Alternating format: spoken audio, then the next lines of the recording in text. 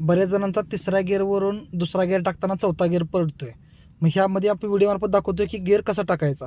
हा आपला न्यूट्रल आहे. ओके, न्यूट्रलमधून हा आपला गिअर पडला तिसरा गिअर. हे सोप्यातली सोपी पद्धत सांगतोय.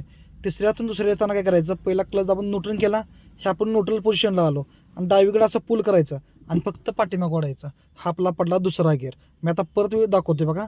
हा न्यूट्रल पोझिशन, हा तिसरा गिअर पुढं, तिसरा गिअर आहे. ह्यातून न्यूट्रलमध्ये सेंटरला आलो, हात उचलायचा आणि डावीकडे पूल मारायचं आणि पाठीमागं पडायचं. हा दुसरा गिअर आहे. काही काहींचा डायरेक्ट चौथा गिअर पडतोय. आज दिवसभर आम्ही ट्रेनिंग घेतलं, प्रत्येकाचा आज चौथा गिअर पडत होता. तिसरा गिअरमध्ये गाडी ही आहे. तिसऱ्यातून दुसरा गिअर टाकताना न्यूट्रल केलं की काही काही जण डावीकडे न मारता डायरेक्ट पाठीमागं सरळ ओढतात. पाठीमागं ओढल्या काय होते, चौथा गिअर पडतोय. त्या टायमाला पुढे एखादा अडचणी असेल, टर्न असेल तर असा गिअर पडून उपयोग नाही. त्या टायमाला काही नॉर्मल नुसतं न्यूट्रलमध्ये घ्यायचं सेंटर. ओके, आणि डावीकडे मारायचा. हा दुसरा गिअर पडला आपला पडला. ही अशी काही गोंधळून जायची गोष्ट नाही. फक्त न्यूट्रलला मध्ये घ्यायचं आणि डावीकडे पडायचं. हा आपला दुसरा गिअर पडला. सगळ्यात सोप्यातली सोपी पद्धत ही आहे.